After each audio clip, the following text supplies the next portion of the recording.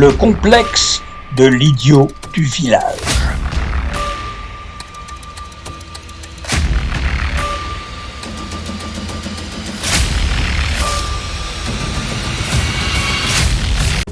Bonjour chez vous. J'ai intitulé cette nouvelle vidéo « Le complexe de l'idiot du village » ou « Le syndrome des idiots du village ».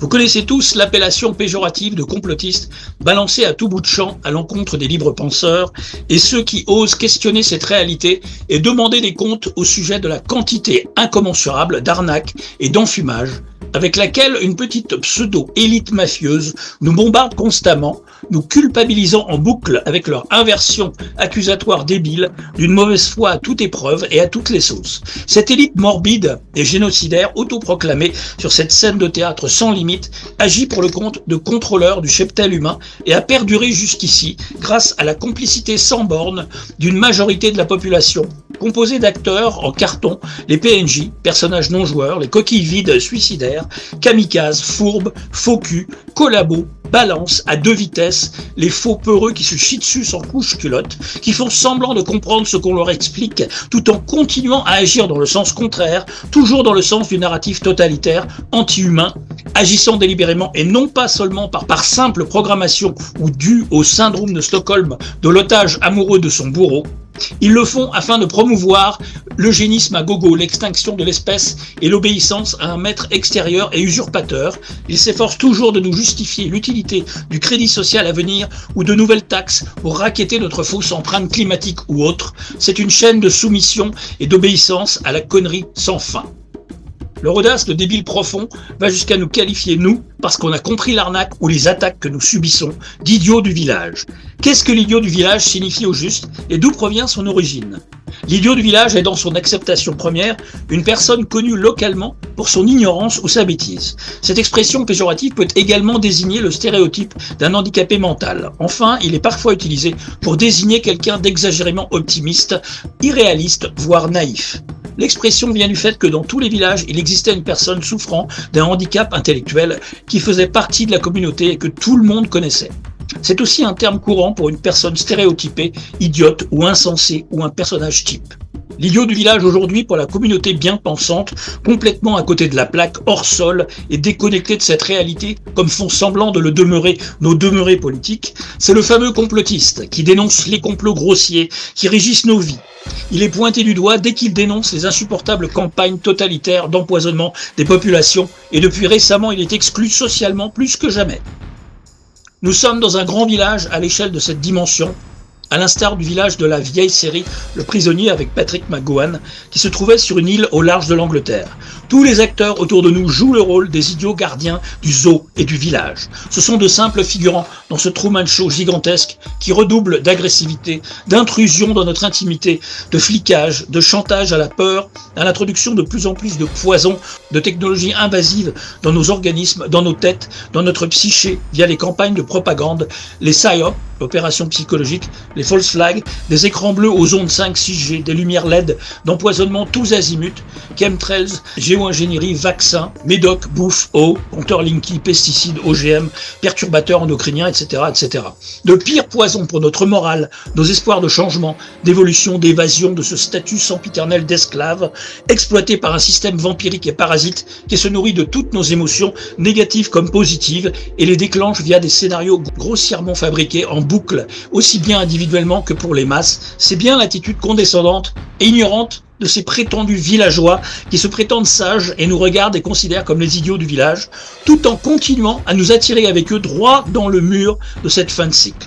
Rappelez-vous comment ces idiots du village complotistes, qui osent se poser les bonnes questions, sont illustrés dans les films bollywoodiens, contrôlés et inspirés par des scénarios fournis par la CIA elle-même, des tinfoil hats, des parano complots qui portent des chapeaux en aluminium. Allez, je mets le mien, en espérant qu'il va tenir.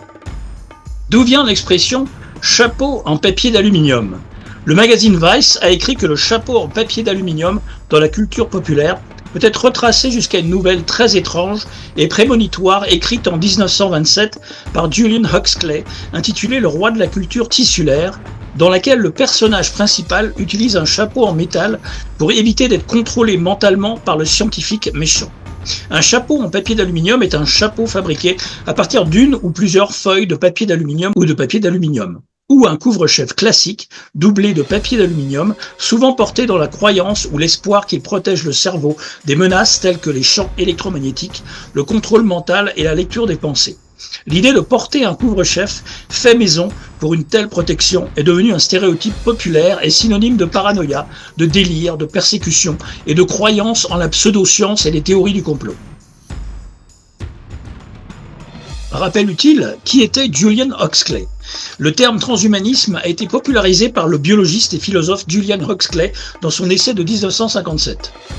Huxley soutenait qu'il était désormais possible pour les institutions sociales de supplanter l'évolution humaine en affinant et en améliorant l'espèce humaine. Le frère d'Aldous Huxley, Julian Huxley, aussi un eugéniste notoire, était dans les sommets à l'ONU et proche des banquiers du sommet, ayant été un collaborateur longtemps à l'avance de l'agenda de l'ONU.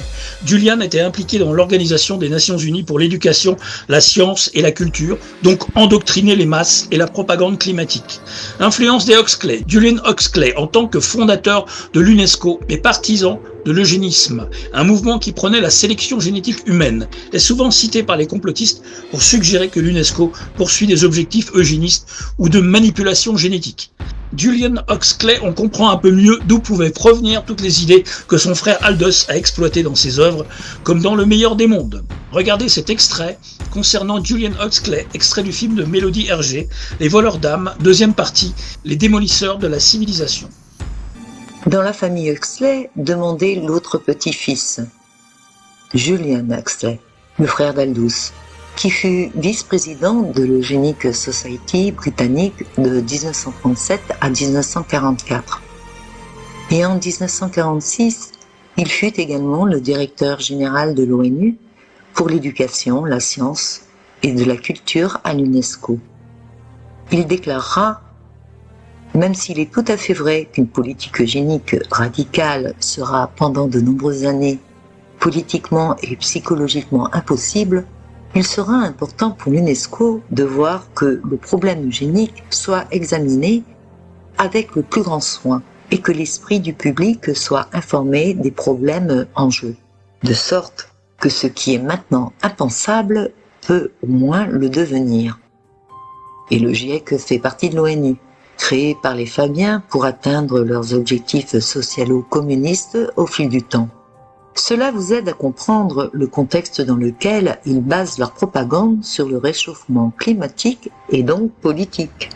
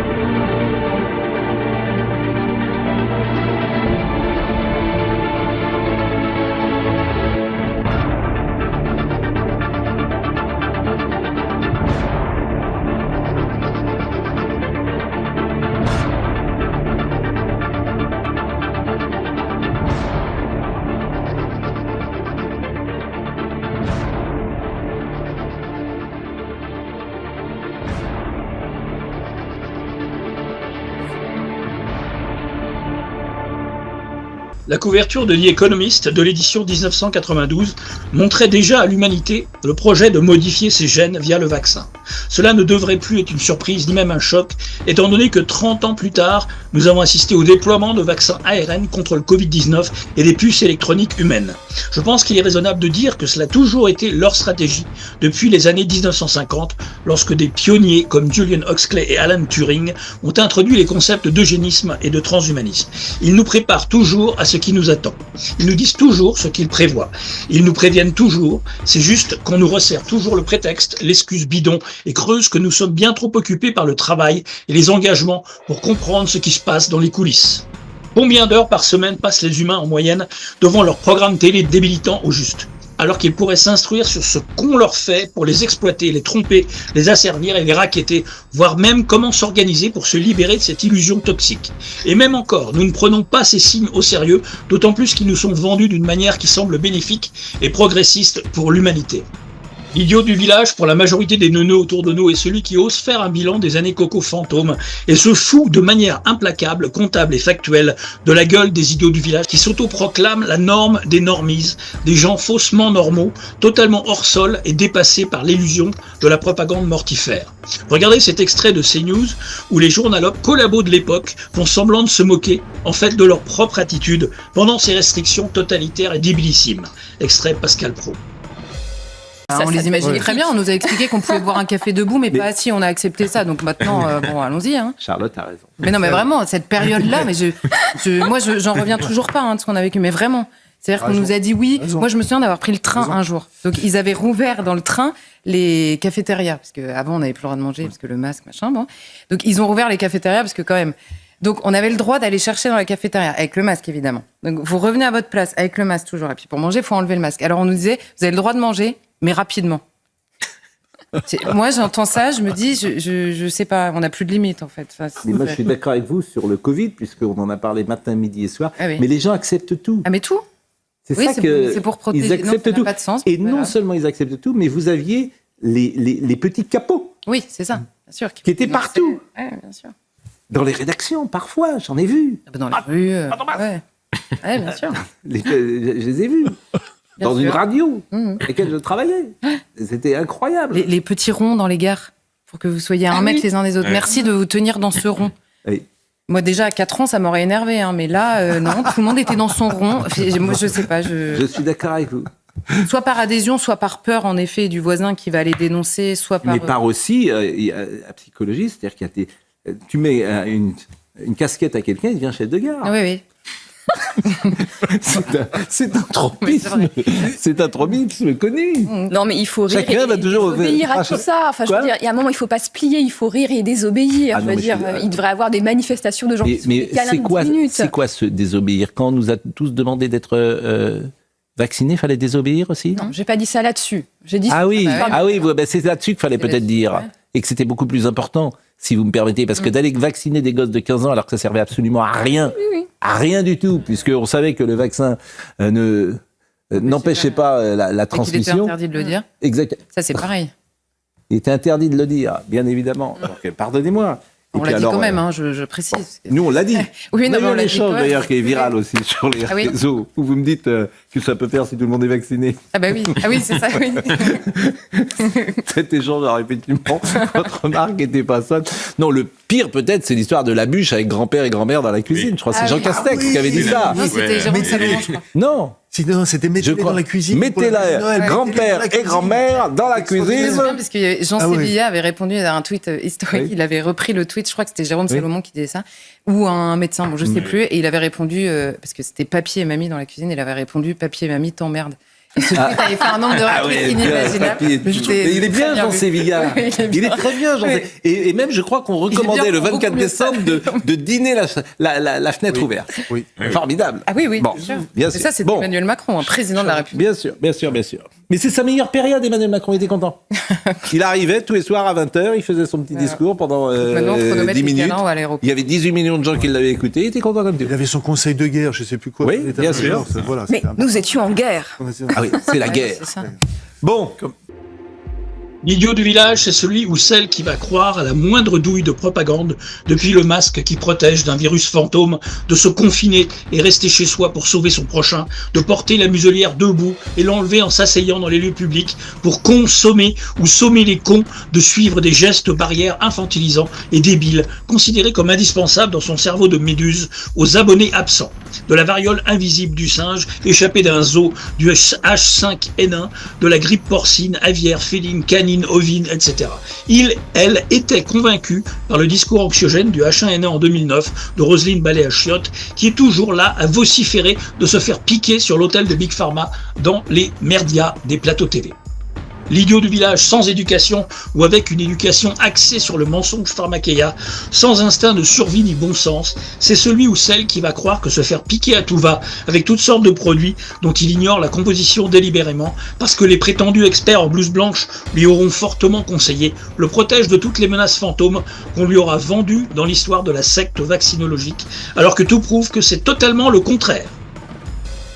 Tous les rapports sur les bénéfices-risques des vaccins sauveurs de pandémie depuis le début de l'historique et du passif vaccinal ne sont qu'une vaste série de documents forgés, erronés, vendus et matraqués au grand public à grand renfort de pots de vin. La vérité, c'est que les vaccins tuent et rendent malades, autistes, déclenchent des cancers, des morts subites et, ce plus que jamais, voir mon film sur le sujet.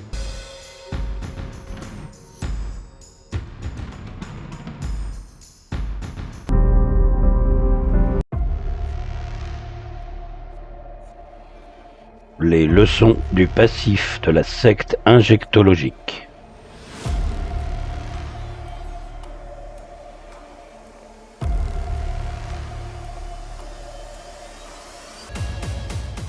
Voici le postulat sociétal commun dans toute la communauté gouroutisée par la propagande sempiternelle des labos.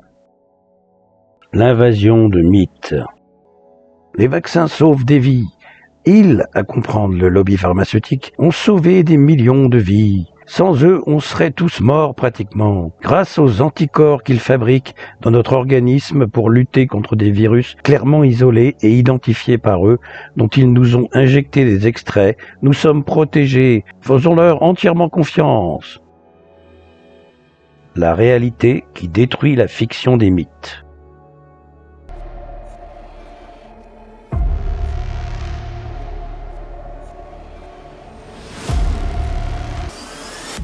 En résumé, on peut constater que la secte vaccinologique, à travers son histoire, est réellement basée sur la fraude, la tromperie et la corruption. Elle n'a pas grand-chose à voir avec la santé, sauf pour en exploiter la peur de ses défaillances. Et lorsque tous les gouvernements de la Terre ont décidé de piquer de force, de priver de boulot, d'accès aux soins, aux restos, aux bars, aux institutions, aux aéroports, aux déplacements, de visite des proches à l'hôpital, aux EHPAD ou aux obsèques, au sport en salle, etc., la majorité d'idiots du village d'idiots a dit oui, bien sûr. À vos ordres, cher paternel protecteur, contre les méchants virus jamais isolés, 100% bidons, pour enrayer une pandémie de papier, simplement issue d'un tour de passe-passe et une inversion entre les morts de la grippe et celle du coco fantôme.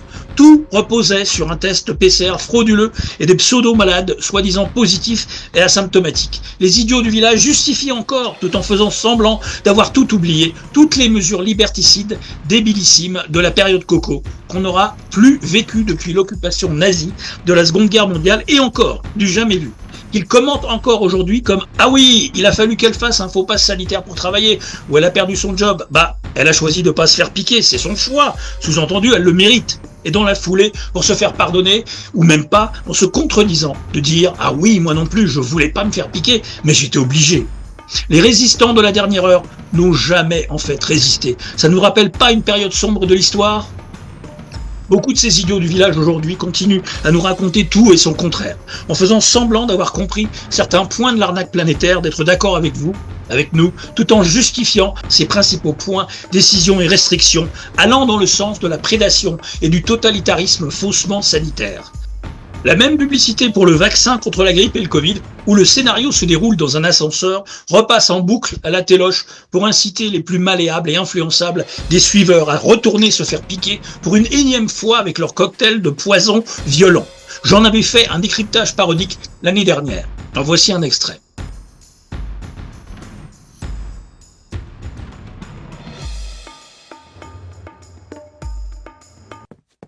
Quand le mensonge prend l'ascenseur, la vérité prend l'escalier.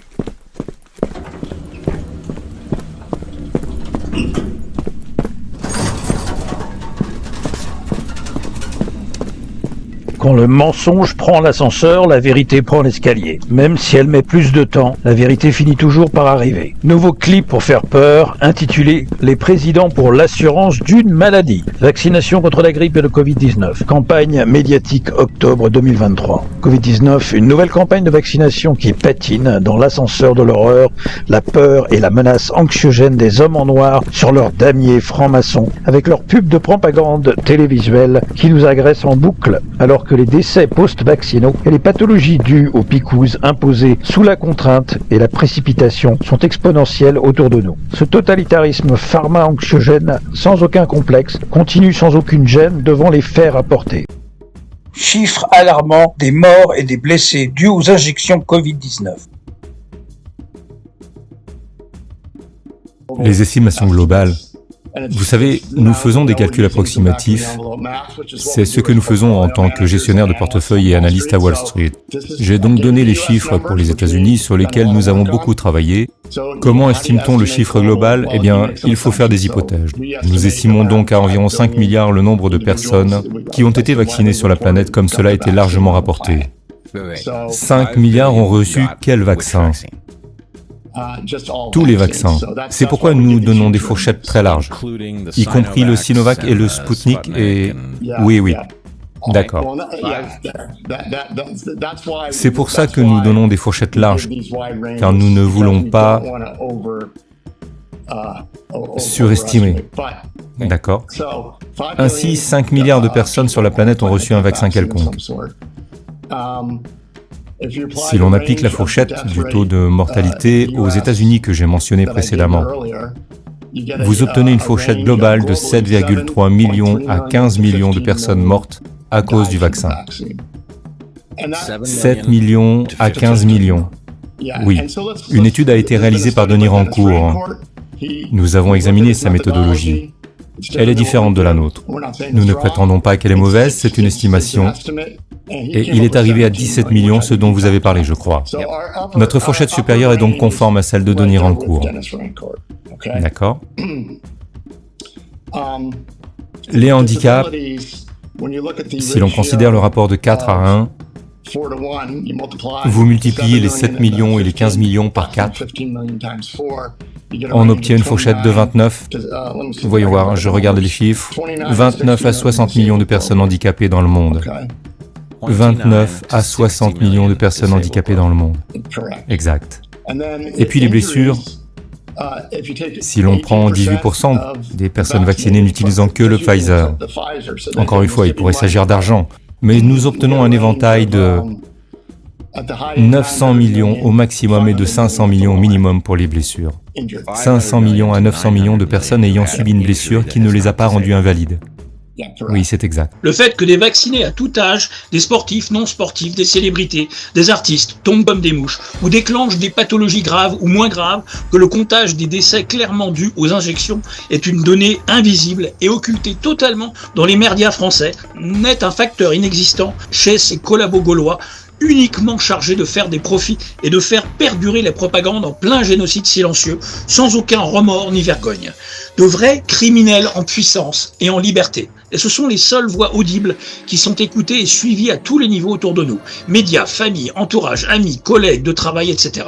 Oser critiquer leur précieux saint vaccin au pays de Pasteur l'imposteur, l'omerta vax anal et de mise, et quand on observe les réactions agressives et fanatiques de ces ouailles et des gardiens de son temple, c'est bien une dangereuse secte à laquelle on a affaire et aucunement un must sanitaire pour nous préserver de la moindre menace.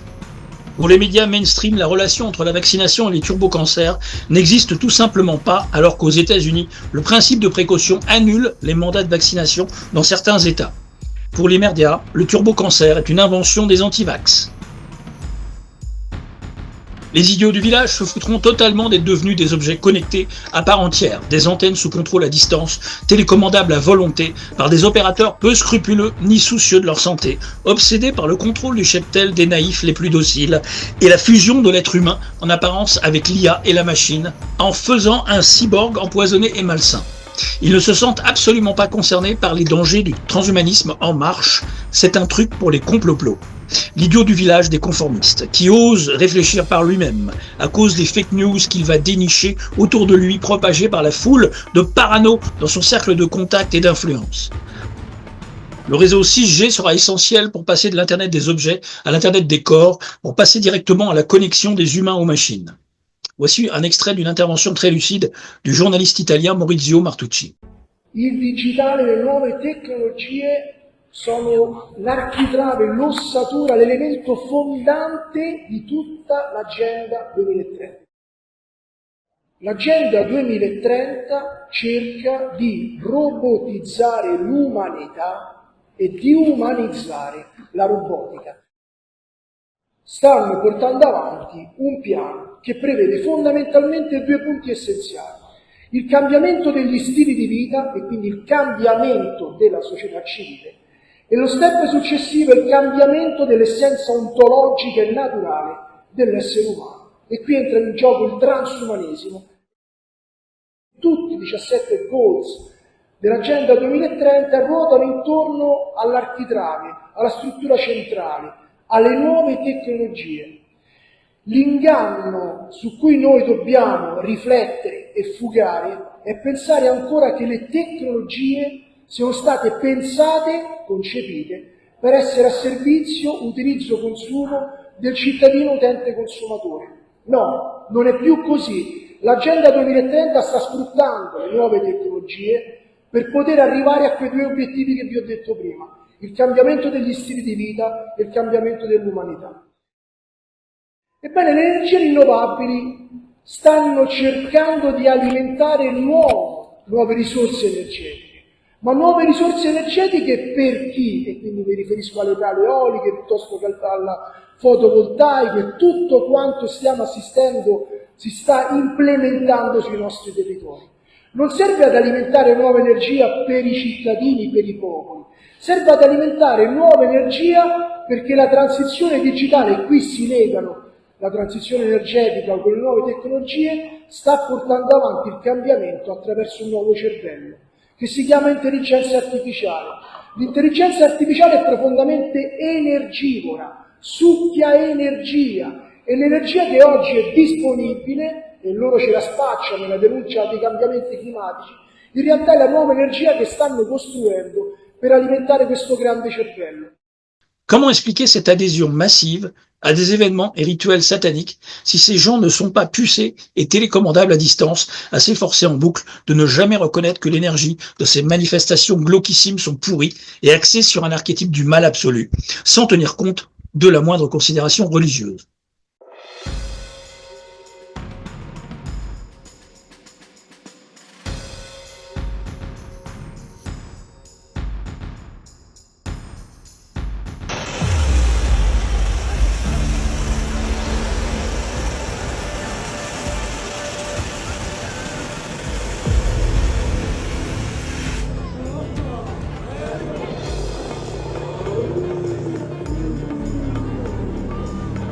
Ce spectacle, ce sont des automates géants, alors c'est très impressionnant, hein, 10 mètres, qui se promenaient dans les rues de Toulouse. Alors on comprend le budget pharaonique parce qu'il y a tout un système de rouages et de câbles extrêmement compliqué pour les animer, et c'est vrai que c'est assez fascinant. Alors vous avez les personnages, donc il y a Astérion, le Minotaure et Ariane la grande araignée, et puis le clou des spectacles, c'est donc Lilith, que la métropole de Toulouse nous présente ainsi. C'est une femme scorpion qui contrôle le passage en notre monde et celui des enfers. Missionnée par Hadès, Lilith erre de ville en ville à la recherche d'âmes damnées. Alors comme il y a beaucoup de références, donc certaines à la mythologie grecque, etc., on utilise le mot mythologique, alors qu'en réalité c'est pas le programme de 6e bien rassurant et gentillet. Lilith, c'est pas du tout Artémise, c'est une démone à l'origine mésopotamienne qui était réputée faire mourir les enfants et puis envoûter sexuellement les hommes. Et puis c'est un démon biblique que de l'Ancien Testament, c'est une espèce d'anti-Ève et donc d'anti-Nouvelle Ève. Vous savez que la Nouvelle Ève, c'est la Vierge. Et il y a des féministes qui avaient repris ce nom du reste parce qu'elles disaient que c'était une Ève révoltée qui voulait pas se soumettre à Adam. Vous savez, comme les féministes aiment reprendre aussi les sorcières, ça faisait partie des symboles qu'elles aimaient reprendre. Alors, petit détail, il y a une croix inversée sur les boucles d'oreilles de Lilith. Ce n'est pas neutre, évidemment. Alors, si vous voulez plus de renseignements, vous pouvez aller voir le frère Paul Adrien sur YouTube a fait un développement tout à fait intéressant sur ce sujet. Le maire se dit étonné des réactions, les organisateurs aussi. Non, mais là aussi, il faut pas prendre les crétins, non, c'est l'inverse, les chrétiens pour des crétins. Évidemment qu'il y allait avoir des réactions. Et je vais vous dire, c'est pas les chrétiens qui disent que c'est démoniaque. C'est démoniaque au sens du Larousse. Oui. Ça traite du démon. Vous voyez, s'il y avait des anges, on dirait que c'est angélique, ou des fées féeriques. Et là, c'est vraiment démoniaque. Alors, il faut quand même, parce que les gens peuvent peut-être s'étonner, et donner quelques extraits choisis de cette gentille distraction. Alors, je lis parce qu'il y a un livret. Vous savez, comme c'est un opéra, il y a un livret qui est sur le site de Toulouse, et donc c'est extrêmement facile d'aller le voir si vous n'avez pas peur de faire des cauchemars. Donc, 3 signes prodigieux, la croix de Satan, le sigil de Lucifer et le signe de la bête sont apparus sur les rives du fleuve. Ils sont les clés de la porte des ténèbres.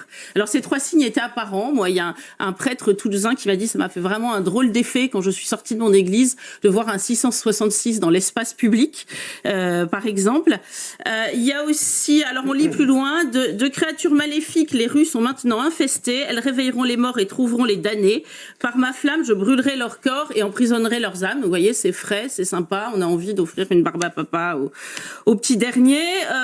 On peut citer aussi « J'en appelle à la mort, j'en appelle aux forces du mal, j'en appelle aux démons ». Il en est de même pour la prédation sur leurs enfants via le système éducatif. Tous ces parents PNJ n'en ont aucune conscience et s'en contrefoutent pour la grande majorité. Le programme EVARS, éducation à la vie affective, relationnelle et à la sexualité, sera mis en place en janvier 2025 dès la maternelle. Du public au privé, c'est obligatoire. Ne soyez plus étonnés de voir des enfants faire des fellations dès l'âge de 4 ans. On voit bien des viols dès l'âge de 9 ans, tout récemment, dans la cour d'école. Comme d'habitude, ils expliquent exactement l'objectif des décisions qu'ils prennent à l'insu des citoyens, mais si personne n'entend ou ne réagit, un jour il sera trop tard, et c'est bientôt. Grosse alerte sur la loi EVARS, ils veulent éduquer les enfants à la sexualité, retirer votre autorité parentale et en faire des citoyens en part entière sans se préoccuper de vous. D'ailleurs, les lois ont été votées en catimini comme d'habitude. Vous vous opposez à la destruction nommée éducation à la vie affective EVARS de votre enfant, c'est en passe de devenir un délit, et hop, prison. Donc ils proposent un délit d'entrave à l'éducation sexuelle des enfants. Oui, vous avez bien lu, les parents n'auront pas le droit de s'opposer à ce qu'on déconstruise leurs enfants ou qu'on leur explique les joies de la sexualité LGBTQIA+, sinon prison. Voilà la France de Macron. Aujourd'hui, il en va de même avec le climat et l'arnaque du réchauffement climatique. Article dans Le Monde, le torchon Le Monde. Réduire la population contribuerait à l'atténuation du réchauffement climatique. Alors que la population mondiale dépassera les 8 milliards avant la fin de l'année, bullshit, il est temps d'imaginer de nouvelles solutions pour diminuer la fécondité des humains, assure dans une tribune au Monde l'association Démographie Responsable. Vous comprenez maintenant ce qui se cache derrière le projet politique du soi-disant réchauffement climatique. C'est juste une justification du plan malthusien pour les crédules. Urgent, la Banque mondiale a égaré la somme stupéfiante de 41 milliards de dollars destinée à la lutte contre le changement climatique. Et des milliards de dollars n'ont pas été comptabilisés. Les enquêteurs n'ont trouvé aucun document public précisant où cet argent est allé ou comment il a été dépensé. Ils se foutent de nous avec leurs manipulations perverses et financières autour du climat. Ces 41 milliards sont dus à Hawaï, la Floride et Valence, et les prochaines cibles de leur guerre climatique. Incroyable. Sur ABC News, un des médias mainstream les plus collabos, ils annoncent que la météo est manipulée depuis très longtemps, depuis les années 1940. Aux États-Unis, oui, nous contrôlons la météo. Tout est en train d'être révélé, HAARP, chemtrails, etc. L'ensemencement des nuages est en plein essor. Nous manipulons la météo depuis très longtemps. Nous le faisons depuis les années 1940. Attendez, quoi? Diffusé sur ABC News. En France, que nenni. Cloud seeding is booming. They anticipate at least another 200 ground cloud seeding machines to be put in before next season. Ginger, this is such a cool concept, but is it too good to be true? I mean, how do we know that the chemicals that they're spraying from the air aren't bad for us or the planet? The good news is we've been doing this since the 1940s and 50s. Other countries do it, and there have been a lot of research projects that have shown that the silver iodide, for example, is not found. It's negligible once it gets down to ground level.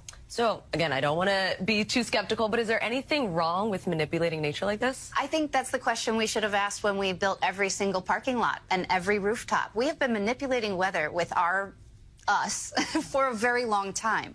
I do think that looking at and continuing research on when these programs get bigger, if it will affect people downstream, that needs to be watched. At least we're manipulating it now to help the planet. So. La plus grande leçon de la période n'est pas que les puissants sont capables de toutes les folies. Ça, on le savait. Non, la plus grande leçon est que la masse est capable de gober des sottises plus grosses que la Lune. La soumission intellectuelle est un vrai fléau. Dans ce monde inversé, on est effaré du niveau de conditionnement que les opérateurs du contrôle mental de masse ont atteint. Ils ont lié toutes les vertus possibles à la conformité par le biais de récompenses et de punitions comportementales et sociales. Nous sommes maintenant entourés de gens qui croient honnêtement que le simple fait de se conformer les rend plus intelligents et meilleurs que quelqu'un qui ne se conforme pas. Quelle que soit leur raison, quel que soit le problème, quels que soient les faits, et quand ils ne comprennent pas vraiment ce à quoi ils se conforment et pourquoi. Vous avez littéralement des gens complètement ignorants qui pensent qu'ils sont meilleurs que les autres parce que la télévision le leur a dit. C'est juste complètement dingue. Le fait que des millions de personnes partagent les mêmes vices ne fait pas de ces vices des vertus. Le fait qu'elles partagent autant d'erreurs ne fait pas de ces erreurs des vérités. Et le fait que des millions de personnes partagent la même forme de pathologie mentale ne fait pas de ces personnes des personnes saines d'esprit. C'est une citation d'Eric Fromm. N'oublions pas de mentionner les demi- ou semi-idiots du village, ceux qui se croient les moutons noirs du système, mais finissent toujours par sauter à pieds joints dans n'importe quel égrégore d'opposition contrôlée nauséabond, qui nous fera toujours tourner en rond, sans aucune perspective de libération quelconque, que ce soit des politiques ou des escrocs virologues attachés au labo comme l'Institut Mérieux, comme Raoult par exemple, et ses amis Fouché, qui les appâtent et séduisent par des discours racoleurs. Ils racontent ce que le semi-idiot, qui se croit plus malin que la norme, veut entendre et est prêt à suivre par excès d'espoir contre-productif et tué dans l'œuf. Lénine l'avait bien compris et énoncé à l'époque, l'opposition contrôlée est bien le nerf de cette guerre contre les peuples. Ses meneurs et ses agents sont savamment introduits, infiltrés, présentés comme sauveurs uniques et palpables, raisonnables, crédibles, connus par le buzz construit par le système de diffusion lui-même. Syndrome de Stockholm. Quand tu essayes de tuer tes disciples avec une injection létale et qu'ils continuent de voter pour toi.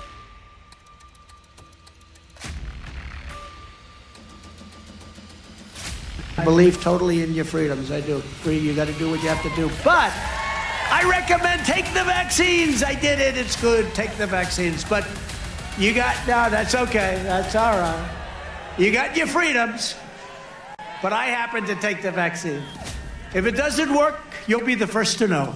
Il ne s'agit pas de division, mais de discernement pour avancer réellement, au lieu de piétiner et adhérer à cet Ouroboros énergétique qui se mord la queue et régresse, un pas en avant en apparence, deux pas en arrière dans les mêmes schémas de contrôle. Les angles morts sont leur signe de reconnaissance, leur appartenance à la secte, soit maçonnique, comme l'UPR, qui a sa propre loge créée par Asselineau, soit pharmaceutique, soit politique sans issue, soit par ses allégeances au pire nom de cette pyramide vampire, comme les copains Aberkan et Attali, etc.